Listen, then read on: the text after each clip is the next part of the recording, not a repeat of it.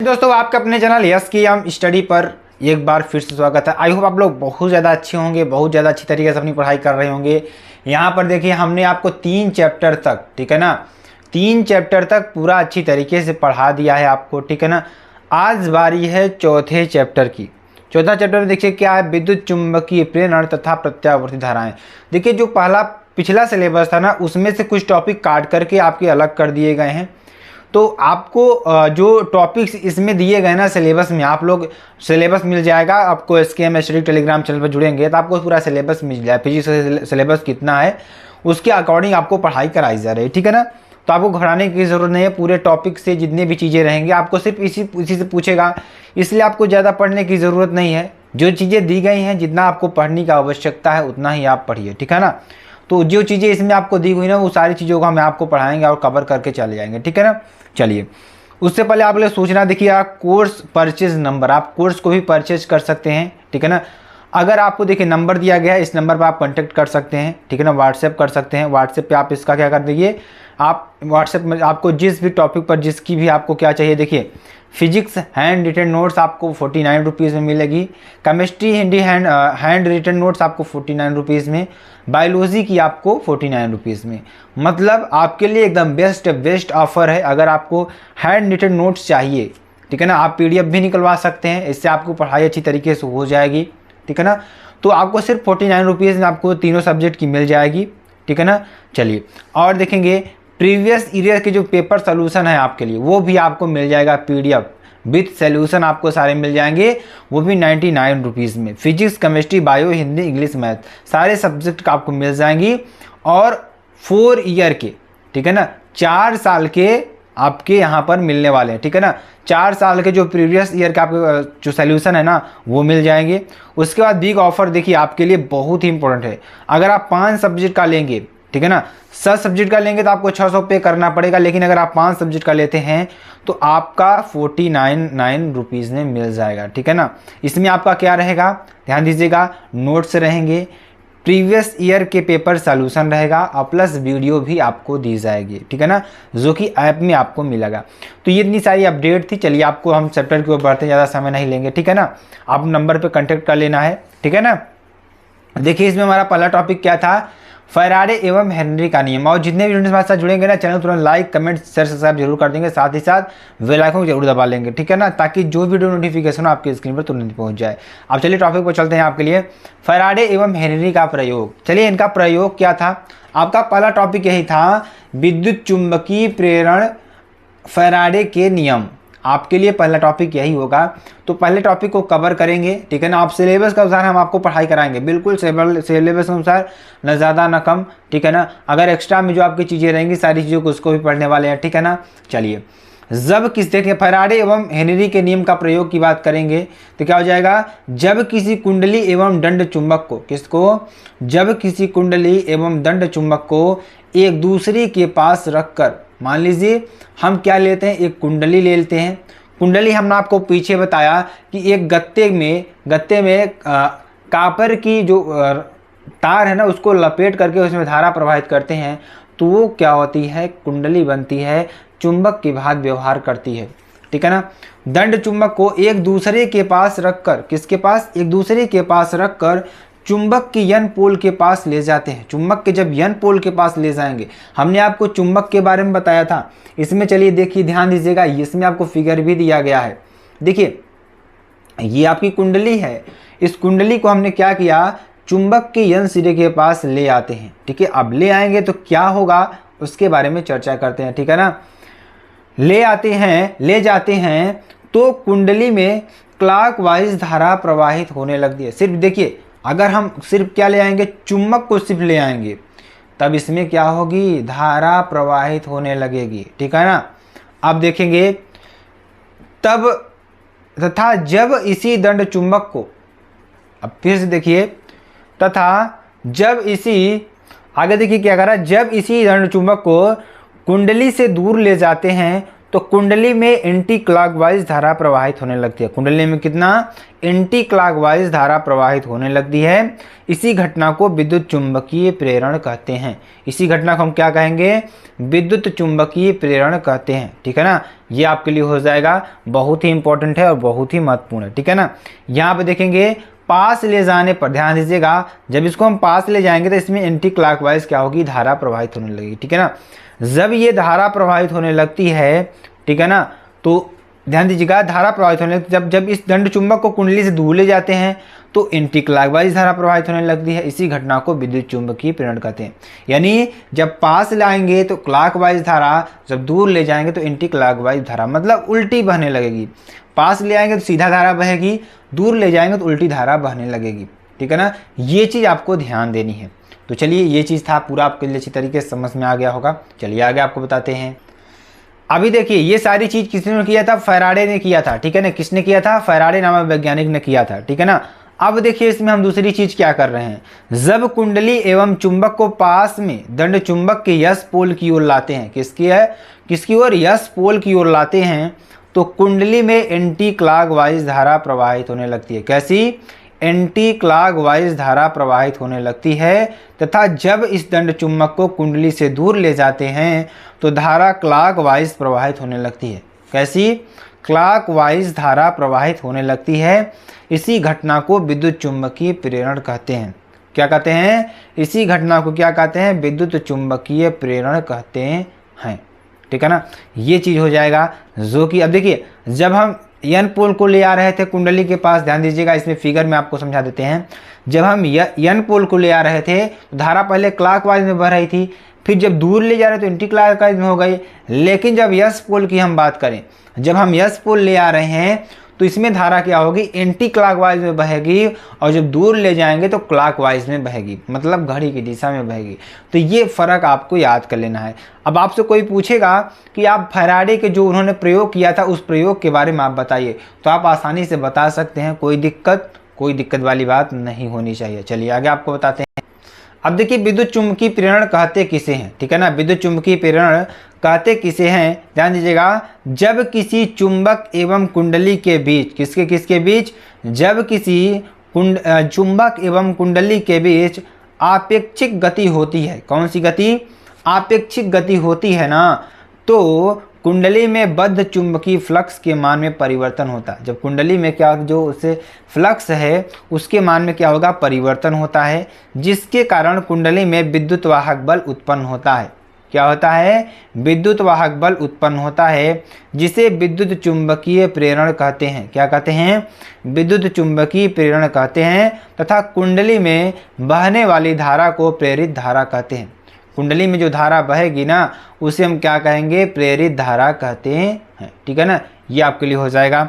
चलिए, चुंबकीय फ्लक्स की बात करेंगे। चुंबकीय फ्लक्स किसे कहते हैं? ठीक है ना, तो चुंबकीय फ्लक्स किसे कहते हैं? जब किसी पृष्ठ के अभिलंबवत, जब किसी पृष्ठ के अभिलंबवत गुजरने वाली संपूर्ण बल रेखाओं की संख्या को, किसी पृष्ठ के अभिलंबवत गुजरने वाली संपूर्ण बल रेखाओं की संख्या को उस पृष्ठ से बद्ध चुंबकीय फ्लक्स कहते हैं। इसे फाई एम से प्रदर्शित करते हैं। किससे?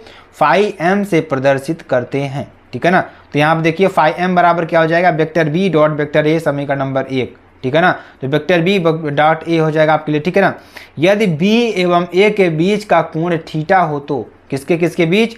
बी और ए के बीच का कोण क्या हो? थीटा हो, तो फाई एम बराबर क्या हो जाएगा? बी ए कॉस थीटा, समीकरण नंबर 2। क्या हो जाएगा?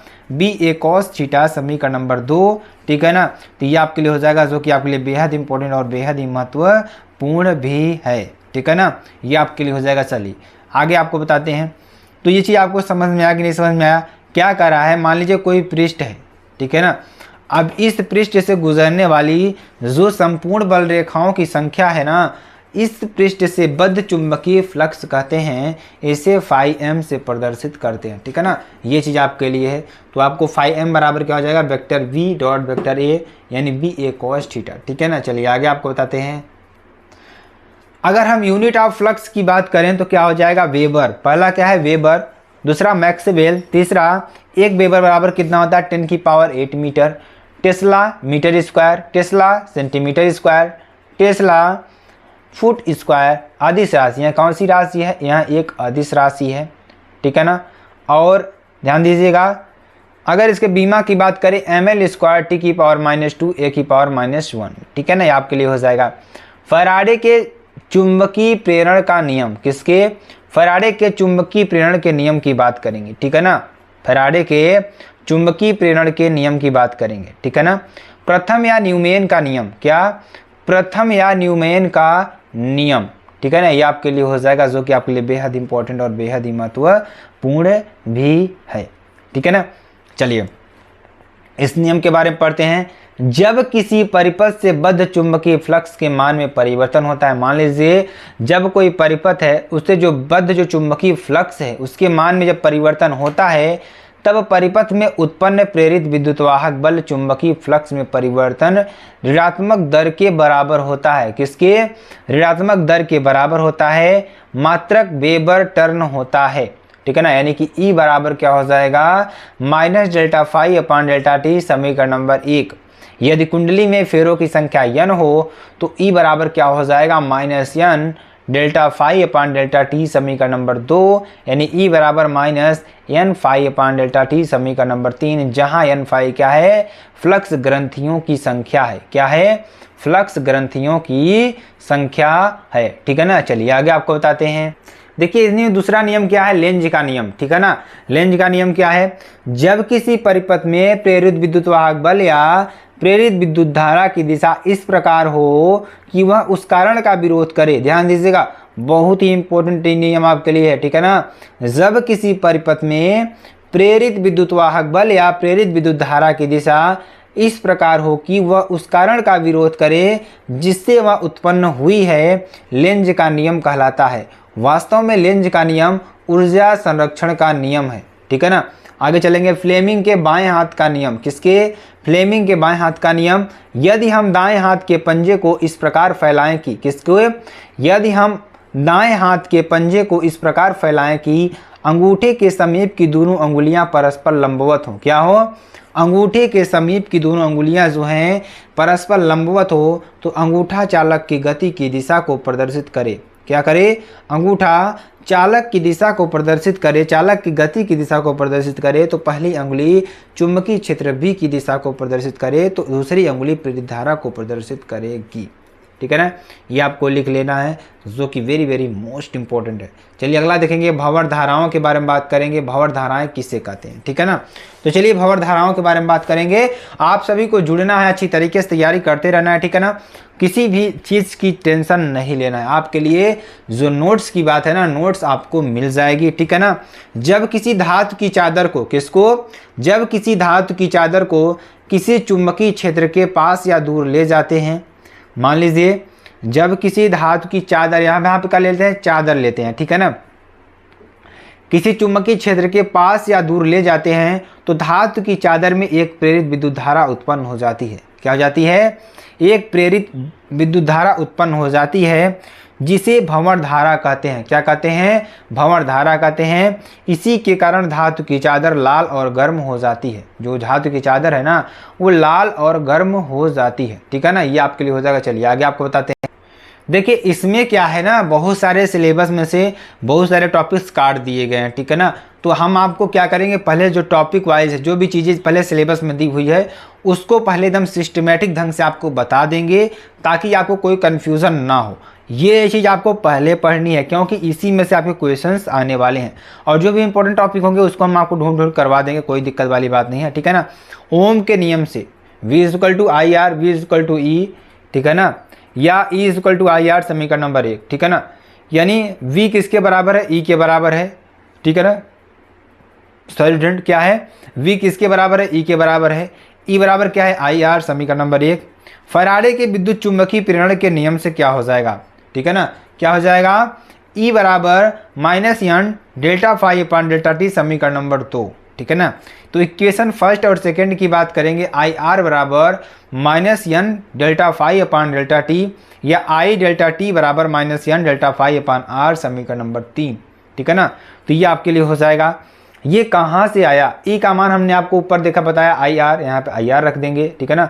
तो यहाँ से देखेंगे डेल्टा टी को इधर ले आएंगे तो आई डेल्टा टी, आर को नीचे ले आएंगे तो minus N delta phi upon R. तो आई इक्वल टू क्या होता है क्यू अपान टी, या Q equal to I delta T समीकरण नंबर 3 में। अब इसमें हम मान रखें किसका, क्यू का मान रखें, क्यू की जगह अब देखिए तो यहाँ से आई इंटू डेल्टा टी बराबर क्या है, क्यू है, तो यहाँ पे क्यू रख देंगे तो minus N delta phi upon R, या यहाँ से क्या हो जाएगा I is equal to minus N upon R into delta phi upon delta T. ठीक है ना, ये आपके लिए हो जाएगा, जो कि आपके लिए बेहद इंपॉर्टेंट और बेहद ही महत्वपूर्ण भी है। ठीक है ना, इस तरीके से आपको कर लेना है मेरे प्यारे बच्चों। ठीक है ना, चलिए आगे आपको बताते हैं और आपको अच्छी तरीके से समझाने का प्रयास करेंगे और बताने का भी प्रयास करेंगे। ठीक है ना, अन्योन्य प्रेरण की बात करें, किसकी बात करेंगे, अन्योन्य प्रेरण की बात करेंगे। ठीक है ना, जब दो कुंडलियों को पास में रखकर एक कुंडली में धारा प्रवाहित करते हैं। देखिए अब हम क्या करेंगे, अन्योन्य प्रेरण गुणांक की बात करेंगे। अन्योन्य प्रेरण की बात करेंगे तो ध्यान दीजिएगा, जब दो कुंडलियों को, मान लीजिए दो कुंडली हैं, ठीक है ना, आपस में पास रखकर एक कुंडली में धारा प्रवाहित करते हैं तो दूसरी कुंडली में एक विद्युत वाहक बल उत्पन्न हो जाता है जिसे प्रेरित विद्युत वाहक बल कहते हैं। इसी के कारण दूसरी कुंडली में प्रवाहित होने लगती है तथा विद्युत चुम्बकीय प्रेरण की इस घटना को अन्योन्य प्रेरण कहते हैं। यदि हम आपको समझाते हैं अच्छी तरीके, देखिए जैसे मान लीजिए ये हमारी एक कुंडली है, ठीक है ना, अब इसमें हम क्या कर रहे हैं, इस कुंडली में कि धारा को प्रवाहित कर रहे हैं। अब इसमें हम धारा प्रवाहित करेंगे तो क्या होगा, अपने आप इस कुंडली में भी धारा प्रवाहित होने लगेगी। ठीक है ना, इसी को हम क्या कहेंगे, अन्योन्य प्रेरण गुणांक कहेंगे। ठीक है ना, सिंपल सी परिभाषा, सिंपल सी चीज आपको अच्छी तरीके से समझ में आ गई होगी।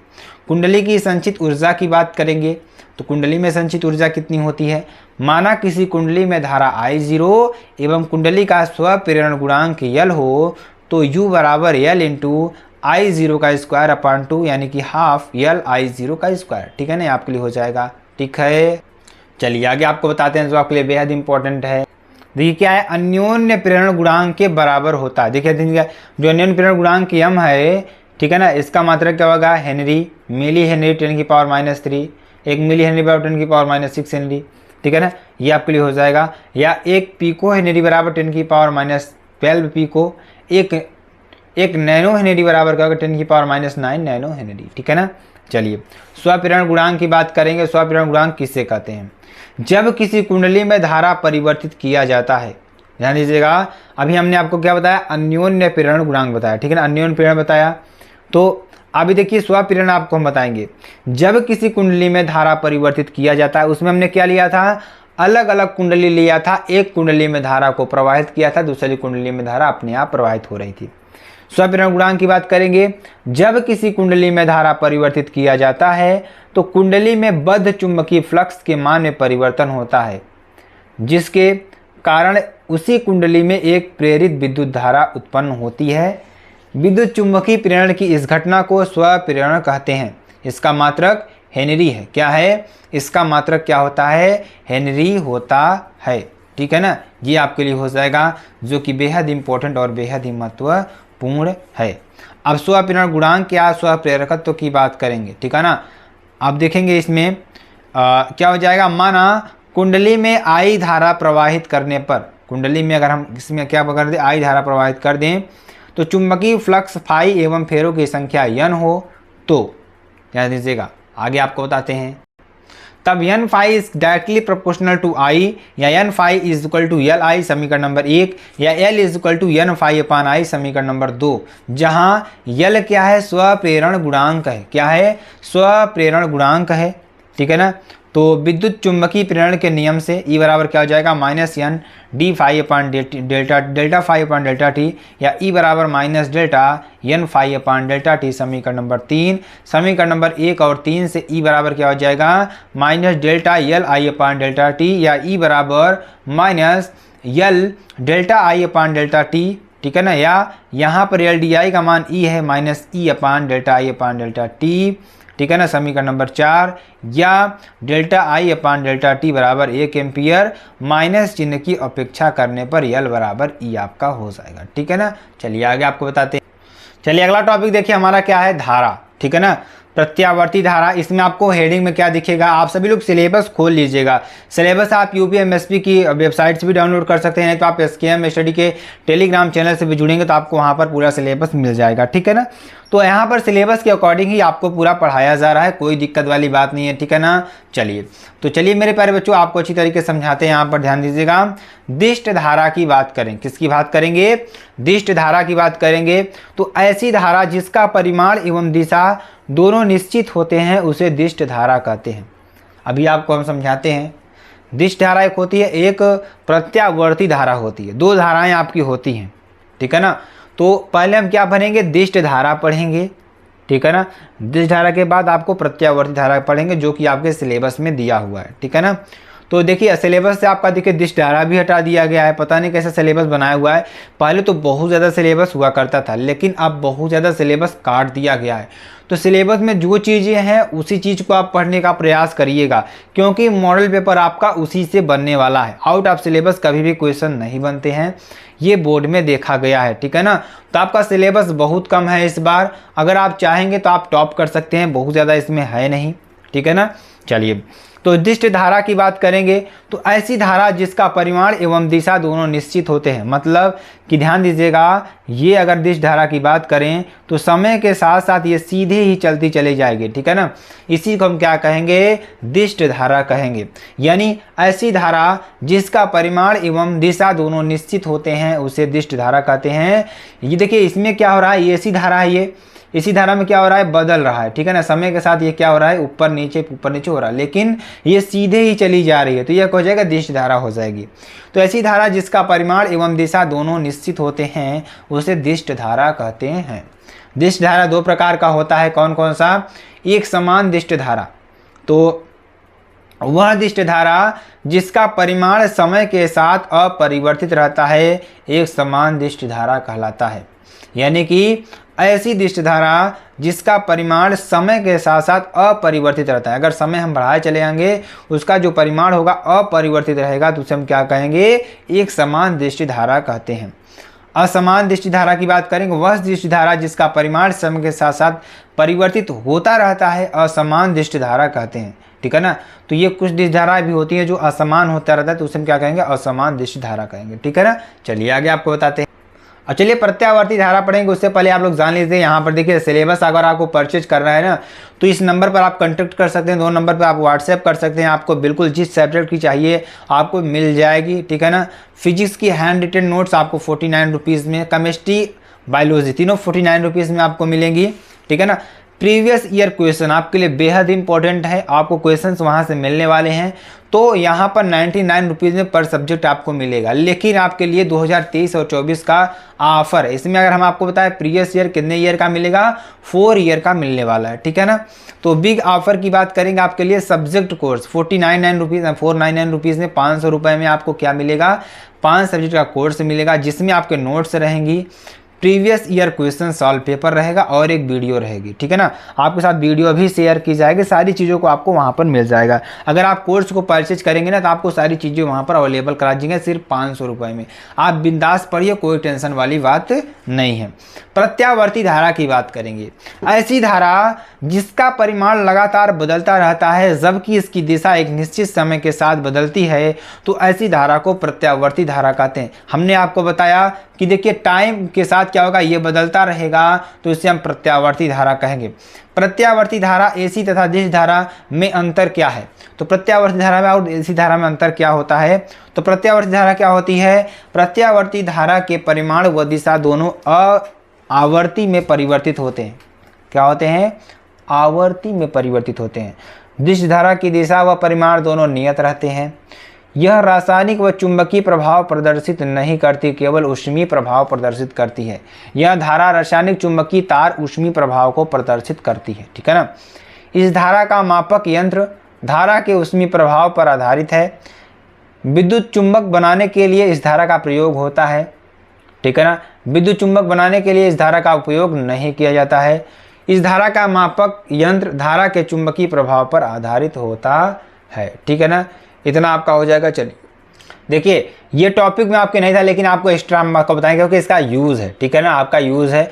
आवर्तकाल किसे कहते हैं, किसी विद्युत परिपथ में तरंग द्वारा एक कंपन पूरा करने में जितना समय लगता है उसे आवर्तकाल कहते हैं। किसी विद्युत परिपथ में तरंग द्वारा एक कंपन पूरा करने में जितना समय आपको लगता है ना, उसे हम क्या कहते हैं? आवर्तकाल कहते हैं। इसे टी से प्रदर्शित करते हैं। किससे? कैपिटल टी से प्रदर्शित करते हैं। टी इज इक्वल टू क्या हो जाएगा? 2 पाई अपान ओमेगा। क्या हो जाएगा? 2 पाई अपान ओमेगा। ठीक है ना। आवृत्ति की बात करेंगे। आवृत्ति क्या होती है? 1 सेकेंड में, ठीक है ना, 1 सेकेंड में किए गए, ठीक है, बहुत ही इंपॉर्टेंट है, बहुत ही महत्वपूर्ण है, ठीक है ना, आपके लिए। तो आवृत्ति किसे कहते हैं? आवृत्ति की बात करेंगे जो कि आपके लिए बेहद ही इंपॉर्टेंट और बहुत ही महत्वपूर्ण है, ठीक है ना। तो चलिए यहाँ पे देखते हैं आवृत्ति किसे कहते हैं। आवृत्ति के बारे में बताएं। 1 सेकेंड में किए गए कंपनों की संख्या, ठीक है ना, 1 सेकेंड में किए गए कंपनों की संख्या को आवृत्ति कहते हैं। इसे स्मॉल एन या स्मॉल एफ से प्रदर्शित करते हैं, ठीक है ना। तो स्मॉल एन बराबर क्या हो जाएगा? W/2 पाई। क्या होता है? एन बराबर W/2 पाई, ठीक है ना। आयाम या शिखर मान की बात करेंगे, ठीक है ना। किसकी बात करेंगे? आयाम या शिखर मान की बात करेंगे, ठीक है ना। प्रत्यावर्ती धारा के अधिकतम मान को धारा का आयाम या शिखर मान कहते हैं। प्रत्यावर्ती धारा के अधिकतम मान को, प्रत्यावर्ती धारा के अधिकतम मान को क्या कहेंगे? धारा या आयाम, धारा का आयाम या शिखर मान कहते हैं, ठीक है ना। क्या कहते हैं? धारा या आयाम का शिखर मान कहते हैं, ठीक है ना। तो चलिए आगे आपको बताते हैं, आपको अच्छी तरीके से समझाने का प्रयास करते हैं। कला की बात करेंगे। फेज किसे कहते हैं, ठीक है ना। किसी विद्युत परिपथ में, किसमें? किसी विद्युत परिपथ में कण की स्थिति एवं दिशा को कला कहते हैं। क्या कहते हैं? किसी विद्युत परिपथ में कण की स्थिति एवं दिशा को क्या कहेंगे? कला कहते हैं। क्या कहते हैं? कला कहते हैं, ठीक है ना। कला को फाई या थीटा या साई से प्रदर्शित करते हैं। क्या करते हैं? साई से प्रदर्शित करते हैं, ठीक है ना। ये आपके लिए बहुत ही इंपॉर्टेंट और बहुत ही महत्वपूर्ण भी है, ठीक है ना। चलिए प्रत्यावर्ती विद्युत वाहक बल की बात करेंगे। प्रत्यावर्ती विद्युत वाहक बल किसे कहते हैं? ध्यान दीजिएगा, बहुत ही इंपॉर्टेंट है, बहुत ही महत्वपूर्ण है, ठीक है ना। वह बल है क्या? प्रत्यावर्ती विद्युत वाहक बल क्या होता है? वह बल है जिसके परिमाण व दिशा दोनों के समय के साथ साथ आवर्ती रूप में निरंतर बदलते रहते हैं। क्या होते हैं? वह बल जिसके परिमाण व दिशा दोनों समय के साथ साथ आवर्ती रूप में निरंतर बदलते रहते हैं, ठीक है ना। ये आपके लिए हो जाएगा। चलिए वर्ग माध्य मूल मान की बात करें। किसकी बात करेंगे? वर्ग माध्य मूल मान की बात करेंगे। तो एक पूर्ण चक्र में I² के माध्य के मूल वर्ग यानी वर्गमूल को प्रत्यावर्ती धारा का वर्ग माध्य मूल कहते हैं। मतलब एक पूर्ण चक्र में I² के माध्य के वर्गमूल को प्रत्यावर्ती धारा का वर्ग माध्य मूल मान कहते हैं, ठीक है ना। यानी वाटहीन धारा की बात करेंगे, आपके लिए सिलेबस में है, ठीक है ना। तो जब किसी परिपथ में शक्ति क्षय शून्य होती है, क्या होती है? शक्ति क्षय शून्य होती है, तो उसमें प्रवाहित धारा को वाटहीन धारा कहते हैं। क्या कहते हैं? वाटहीन धारा कहते हैं, ठीक है ना। ये आपके लिए बहुत ही इंपॉर्टेंट और बहुत ही महत्वपूर्ण है। चलिए आगे आपको बताते हैं। देखिए जो वर्ग माध्य मूल मान होता है ना धारा का, कितना होता है? IRMS मान बराबर क्या होता है? IM बराबर I0/√2। कितना होता है? I0/√2। इसी तरीके से अगर वोल्टेज की बात करें, VRMS बराबर क्या होगा? V0/√2, ठीक है ना। ये मान आपको निकाल लेना। चलिए आगे आपको बताते हैं।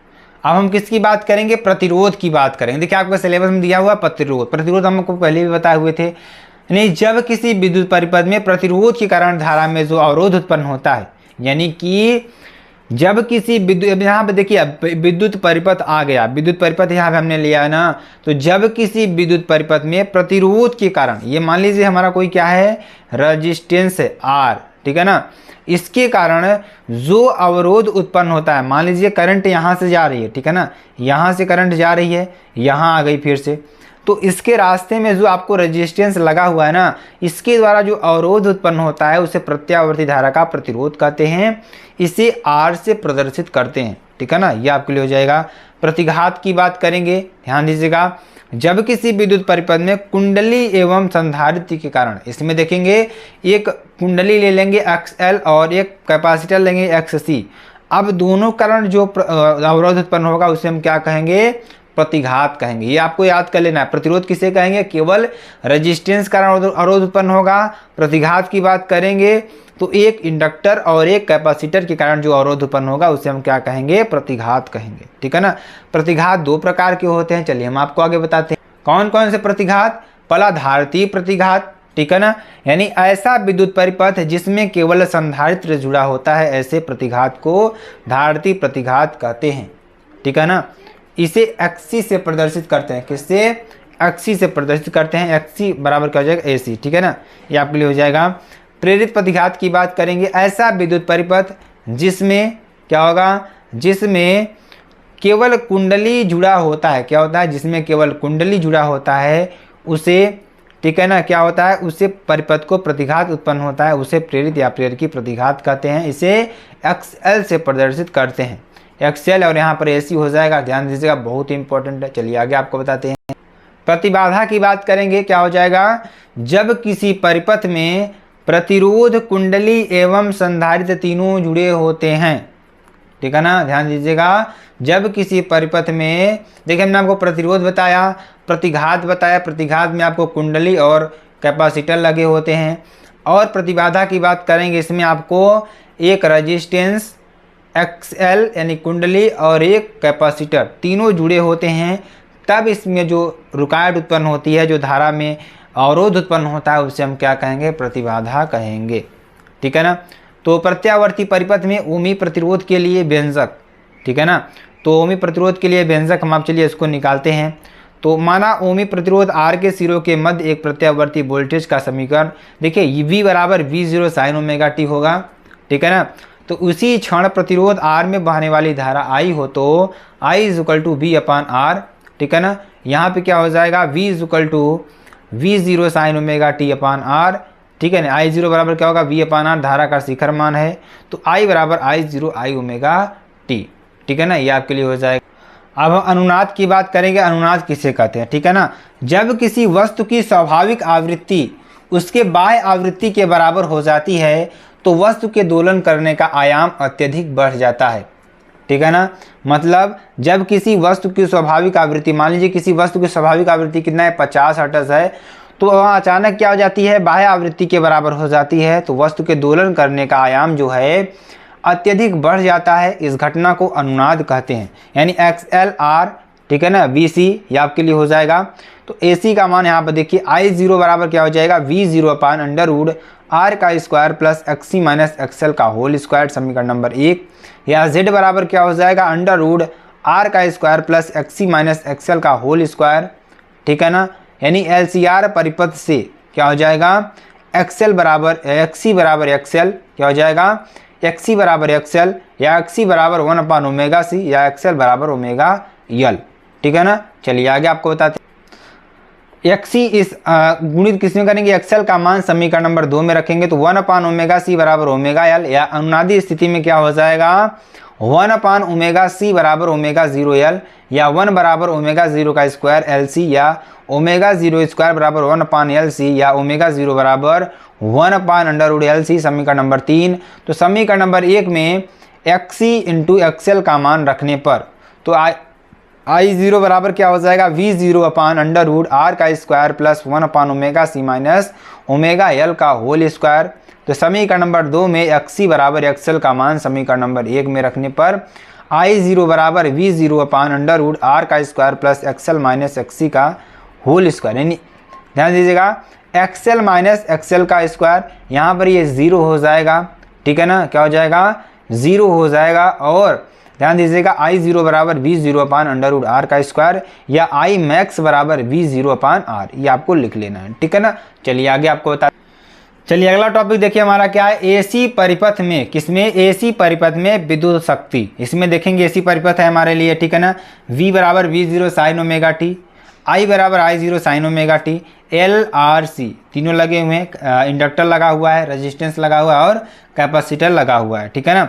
LCR परिपथ के लिए बात करेंगे तो इस परिपथ में स्रोत में दिया गया AC वोल्टेज V बराबर V0 साइन ओमेगा टी, समीकरण नंबर 1, I बराबर I0 sine omega T plus 5, समीकरण नंबर 2।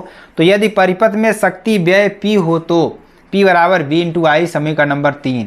समीकरण नंबर 3 में V is directly proportional to I का मान रखने पर तो P इज इक्वल टू क्या हो जाएगा V0 sine omega T into I का मान I0 sine omega T plus phi, क्योंकि जो करंट होगी फाई कला क्या होगी आगे होगी। तो V0 I0 upon two sine omega T plus phi into sine omega T, ठीक है ना, इसको हमने तोड़ दिया, ठीक है ना। तो sign omega T plus five को क्या कर दिया हमने, देखिए 2 का मल्टीप्लाई ऊपर कर दिया, 2 का डिवाइड कर दिया, तो क्या हुआ ये आई को इधर हमने कर दिया, तो यहाँ पे 2 sign omega T plus sign omega T, समीकरण नंबर 4, ठीक है ना। चलिए आगे आपको बताते हैं। 2 साइन ए साइन बी बराबर cos A minus B minus cos A plus B, इस फार्मूले को हमने यहाँ पर लगाया। तो ध्यान दीजिएगा V0 अपान 2, ठीक है ना, cos omega T plus five minus omega T minus cos omega T plus five plus omega T, यहाँ पर क्या हो जाएगा कॉस फाइव बचेगा और minus cos 2 omega T plus five, ठीक है ना। प्रत्यावर्ती धारा आई के एक चक्र के लिए पी का औसत मान, ठीक है ना, पी का औसत मान क्या हो जाएगा, पी एवरेज बराबर V0 इंटू I0 अपान 2 cos five minus cos 2 omega T plus five, ठीक है ना। पूरे चक्र के लिए क्या हो जाएगा, ध्यान दीजिएगा, cos 2 omega T plus five बराबर एवरेज का औसत मान 0 होता है, ठीक है ना। तो पी औसत बराबर क्या हो जाएगा V0 I0 अपान 2 कॉस फाइव माइनस 0 या V0 I0 cos five upon 2, ठीक है ना। यहाँ पर क्या हो जाएगा V0 I0 अंडर रूट 2 यहाँ पर क्या हो जाएगा कॉस फाइव, या यहाँ पर ध्यान दीजिएगा V0 अपान 2 I0 अपान 2 यानी VRMS into IRMS into cos phi, समीकरण नंबर 5, जहाँ कॉस फाइव क्या है शक्ति गुणांक है, ये आपको लिख लेना है, ठीक है ना। चलिए आगे आपको बताते, तो समीकरण नंबर 5 से क्या हो जाएगा V is equal to V I cos phi, समीकरण नंबर 6, तो V is equal to I R, समीकरण नंबर 6 से P इज इक्वल टू क्या हो जाएगा I R into I cos phi, ठीक है ना, यानी P is equal to I square R cos phi हो जाएगा। तब LCR परिपथ में क्या हो जाए R बराबर किसके होगा, Z के बराबर होगा, तो PM बराबर IRMS into VRMS cos five जो ऊपर आया हुआ था। तो LCR परिपथ में tan फाइव बराबर क्या हो जाएगा XC minus XL upon R, ठीक है ना, या cos फाइव बराबर R अपान Z, इसलिए cos फाइव बराबर क्या हो जाएगा R upon under root R का square plus XC minus XL का होल स्क्वायर, ठीक है ना। इस तरीके से आपका निकल जाएगा। चलिए आगे आपको बताते हैं। चलिए केस फर्स्ट की बात करेंगे। R परिपथ के लिए जब फाइव बराबर क्या हो 0 हो, तो PM बराबर IRMS इंटू VRMS cos 0 का मान क्या हो जाएगा P मैक्स बराबर IRMS इंटू VRMS यानी कि XC बराबर XL, ठीक है ना। तो cos फाइव बराबर क्या हो जाएगा R upon under root R का स्क्वायर प्लस 0 यानी कि क्या हो जाएगा cos फाइव बराबर 1 हो जाएगा, या cos फाइव बराबर cos 0 फाइव बराबर 0 आपका आंसर आ जाएगा, ठीक है ना। LCR परिपथ के लिए क्या हो जाएगा cos फाइव बराबर R upon under root R का square plus XC minus XL का होल स्क्वायर, जो पीछे हमने आपको बताया, ठीक है। केस थर्ड की बात करेंगे। अनुनादी स्थिति में XL बराबर XC, ठीक हो जाएगा XC बराबर XL, तो cos फाइव बराबर R upon under root R का square plus XL minus XL, ठीक है ना, क्या हो जाएगा 1 यानी cos 0 का 0 हो जाएगा, ठीक है ना। LR परिपथ के लिए बात करेंगे, तो IRMS VRMS cos फाइव, यहाँ पे cos फाइव बराबर R upon under root R का square plus XC minus XL का होल स्क्वायर, या cos फाइव बराबर R upon R plus XL का स्क्वायर, ठीक है ना। चलिए आगे आपको बताते हैं। CR परिपथ के लिए बात करेंगे यानी कैपेसिटर और रेजिस्टेंस के लिए बात करेंगे, तो PM बराबर IRMS into VRMS cos phi, या cos फाइव बराबर R upon under root R का square plus XC minus XL का होल स्क्वायर, या cos फाइव बराबर R upon under root R का स्क्वायर प्लस XC का स्क्वायर, ठीक है ना, आपके लिए हो जाएगा। केस नंबर 6 की बात करेंगे। R परिपथ के लिए क्या हो जाएगा PM बराबर IRMS into VRMS cos phi, या cos फाइव बराबर क्या हो जाएगा R अपान R का square plus XC minus XL का स्क्वायर, यानी XL बराबर XC बराबर 0, ठीक है ना। तो यहाँ पे क्या हो जाएगा PM बराबर IRMS इंटू VRMS, ठीक है ना, ये आपके लिए हो जाएगा। चलिए आगे आपको बताते हैं। तो cos फाइव बराबर क्या हो जाएगा R upon under root R का स्क्वायर प्लस 0, यानी cos फाइव बराबर R अपान R, यानी cos फाइव बराबर 1, या cos फाइव बराबर cos 0, ठीक है ना। C परिपथ के लिए बात करेंगे, तो XC आपका हो जाएगा फाइव बराबर पाई बाई 2, यानी PM बराबर IRMS VRMS cos phi by 2, PM बराबर 0, या cos फाइव बराबर R upon under root R का square plus XL minus XC का स्क्वायर, R बराबर 0, XL बराबर 0, तो cos फाइव बराबर 0 अपान 1, यानी cos फाइव बराबर 0, cos 90 बराबर 5 बराबर पाई बाई 2, ठीक है ना, आपके लिए हो जाएगा। L परिपथ के लिए बात करेंगे, तो R बराबर इसमें 0 होगा क्योंकि R का मान इसमें है ही नहीं, XC का मान भी 0 होगा क्योंकि XC है ही नहीं, तो फाइव बराबर क्या हो जाएगा पाई बाई 2, तो Pm बराबर IRMS BRMS cos pi by 2, यानी Pm बराबर 0। तो cos फाई बराबर R square plus XL minus X का स्क्वायर। इसमें देखिए एक्सएल भर आपको आएगा, आर का 0 हो जाएगा, तो ऊपर भी 0 हो जाएगा, तो 0 अपान एल करने के यहाँ पे 90 डिग्री आएगा, यानी फाई बराबर पाई बाई 2। ठीक है ना, आपके लिए हो जाएगा। चलिए आगे आपको बताते हैं। अब देखिए अगला टॉपिक हमारा क्या है, मोस्ट इंपॉर्टेंट टॉपिक, बहुत ही महत्वपूर्ण टॉपिक क्या है, ट्रांसफार्मर, जिसे आप परिणाम मित्र कहते हैं। ठीक है ना, तो ट्रांसफार्मर एक ऐसी युक्ति है, ध्यान दीजिएगा, ट्रांसफार्मर एक ऐसी युक्ति है जो प्रत्यावर्ती धारा के मान को, प्रत्यावर्ती धारा हमने आपको बताया ना एसी परिपथ, जिसका मान समय के साथ बदलता हो, ठीक है ना, तो मान को परिवर्तित करता है तथा धारा की प्रबलता को बढ़ाता है या घटाता है। यह अन्योन्य प्रेरण के सिद्धांत पर कार्य करता है तथा इसके खोज करने का श्रेय फैराडे को जाता है। ठीक है ना, ये दो प्रकार के होते हैं, पहला अपचाई ट्रांसफार्मर, दूसरा उच्चाई ट्रांसफार्मर। तो पहले हम अपचाई ट्रांसफार्मर की बात करेंगे, स्टेप डाउन ट्रांसफार्मर की बात करेंगे।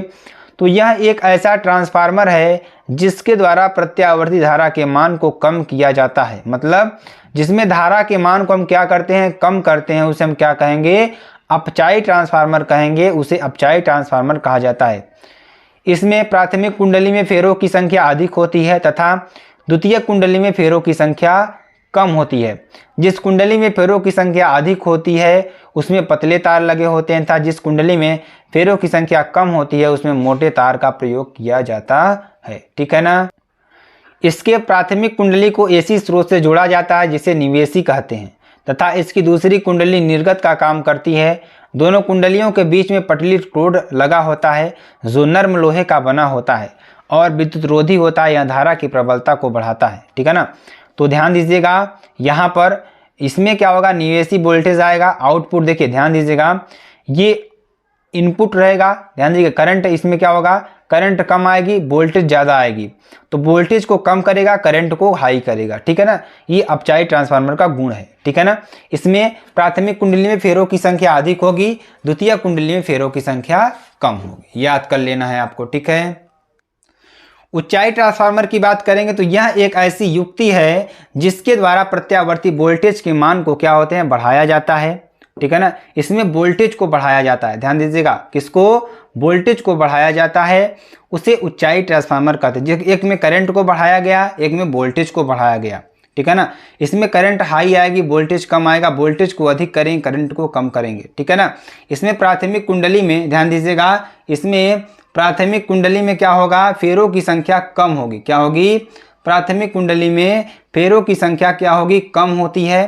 ठीक है ना, और द्वितीय कुंडली में फेरों की संख्या क्या होती है, अधिक होती है, क्या होती है, अधिक होती है। यह धारा की प्रबलता को कम करता है, किसको, धारा की प्रबलता को क्या करता है, कम करता है। ठीक है ना, जो कि आपके लिए बहुत इंपॉर्टेंट है, तो ये आपके लिए वेरी वेरी मोस्ट इंपॉर्टेंट हो जाएगा। ठीक है ना, चलिए आगे आपको बताते हैं, इसमें क्या होगा, करंट ज़्यादा आएगी, करंट को कम करेगा, वोल्टेज कम आएगा, वोल्टेज को हाई करेगा। ठीक है ना, चलिए आगे आपको बताते हैं। कार्यविधि एवं सिद्धांत की बात करेंगे तो माना किसी ट्रांसफार्मर की प्राथमिक कुंडली में फेरों की संख्या Np तथा द्वितीय कुंडली में फेरों की संख्या Ns हो एवं प्राथमिक कुंडली में उत्पन्न विद्युत वाहक बल Ep तथा द्वितीय कुंडली में विद्युत वाहक बल Es हो, सेकेंडरी में क्या हो, Es हो, तो फैराडे के नियम से क्या हो जाएगा, E बराबर minus N D phi upon D T. तो प्राथमिक कुंडली के लिए क्या हो जाएगा, ईपी, यहाँ पी रहेगा वो प्राइमरी रहेगा, तो ईपी बराबर minus N P D phi upon D T, समीकरण नंबर 1। द्वितीय के लिए क्या हो जाएगा, ES बराबर minus N S D phi upon D T, समीकरण नंबर 2। तो समीकरण नंबर 2 और 1 से क्या हो जाएगा, ES अपॉन ईपी बराबर plus N S D phi upon D T या N P D phi upon D T. ठीक है ना, आगे चलिए आपको बताते हैं, ES अपान EP बराबर NS अपान NP। यदि प्राथमिक कुंडली में वोल्टेज VP तथा द्वितीय कुंडली में वोल्टेज VS हो तो EP बराबर VP या ES बराबर VS। तो समीकरण नंबर 3 से क्या हो जाएगा, VS अपान VP बराबर NS अपान NP, समीकरण नंबर 4। आदर्श ट्रांसफार्मर के लिए क्या हो जाएगा, PP बराबर प्रारंभिक यानी प्राइमरी की दक्षता बराबर दूसरी की दक्षता, तो P बराबर VI यानी PP बराबर VP IP, PS बराबर VS IS, तो VP IP बराबर VS IS यानी VS अपान VP बराबर IP अपान IS। ठीक है ना, आपके लिए हो जाएगा। चलिए आगे आपको बता, तो समीकरण नंबर 3, 4 एवं 5 एवं 6 से क्या हो जाएगा, ES अपान EP बराबर NS अपान NP, VS अपान BP बराबर IP अपान IS बराबर K, जहाँ K क्या है, परिणमन अनुपात है। अब चाई ट्रांसफार्मर के लिए बात करेंगे तो NS is less than NP, VS is less than BP, IS is greater than IP या ES is less than EP। ठीक है ना, आपके लिए हो जाएगा बहुत इंपॉर्टेंट ये। ठीक है ना, आपको याद कर लेना है। मतलब जो सेकेंडरी करंट है वो प्राइमरी करंट से अधिक है, जो सेकेंडरी वोल्टेज है वो सेकेंडरी जो विद्युत वाहक बल है दूसरे जो प्राइमरी से क्या है, कम है। ठीक है ना, आपको कर देना है। चलिए ऊंचाई ट्रांसफार्मर के लिए आपको लिख लेना है। ठीक है ना, इसी तरीके से चलिए आगे आपको बताते हैं। ट्रांसफार्मर की दक्षता की बात करेंगे। दक्षता क्या होता है, निर्गत शक्ति अपान निवेशी शक्ति। ठीक है ना, दक्षता क्या होगी, द्वितीय कुंडली द्वारा प्राप्त ऊर्जा बटे प्राथमिक कुंडली द्वारा प्राप्त ऊर्जा। ठीक है ना, नोट फर्स्ट की बात करें, आदर्श ट्रांसफार्मर की दक्षता 100% होती है। व्यवहारिक स्थानों पर दक्षता 75 से 95% होती है। कोई भी ट्रांसफार्मर आदर्श ट्रांसफार्मर नहीं होता है, इसमें निम्न कारणों से ऊर्जा क्षय होती है। पहला, फ्लक्स क्षरण। पहला, ट्रांसफार्मर में कुछ ना कुछ फ्लक्स का क्षरण होता है। यह क्रूड की खराब अभिकल्पना या इसमें रिक्त वायु के कारण प्राथमिक कुंडली का संपूर्ण फ्लक्स द्वितीय कुंडली के होकर नहीं गुजरता।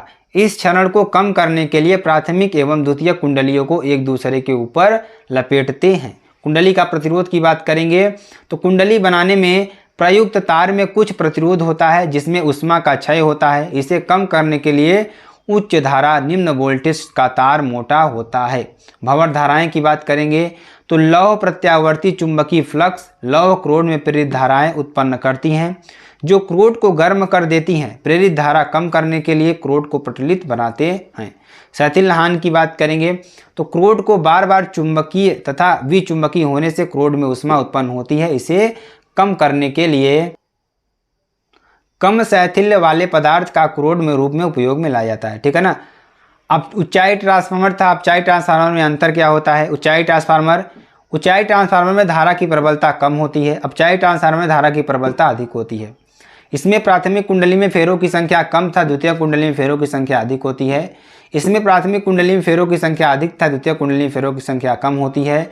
यह वोल्टेज के मान को बढ़ाता है या वोल्टेज के मान को घटाता है। इसमें प्राथमिक कुंडली में मोटे तार था, द्वितीय कुंडली में पतले तार लगे होते हैं। इसमें प्राथमिक कुंडली में पतले था, द्वितीय कुंडली में मोटे तार लगे होते हैं। ठीक है ना, तो मेरे प्यारे बच्चों ये पूरा आपका चैप्टर नंबर 4 था। अगर आपको वीडियो पसंद आती है आप चैनल को लाइक शेयर कमेंट जरूर कर सकते हैं। अगर आपको कोर्स परचेज करना है तो आप यहाँ ज़रूर नंबर से आप व्हाट्सएप कर सकते हैं जिस भी कोर्स चाहिए। फिजिक्स के हैंड रिटन नोट्स, ठीक है, आपके स्क्रीनशॉट भी ले सकते हैं। ठीक है ना, तो आपके लिए बिग ऑफर भी है। क्या है, 499 रुपीज़ में 499 रुपये में आपको क्या क्या मिलेगा, notes, previous year question paper, solve video. ठीक है ना, आपको सारी चीज़ें मिलेंगी। फिर मिलते हैं नेक्स्ट वीडियो में नए टॉपिक के साथ। तब तक के लिए जय हिंद, जय Bharat, bye bye, take care.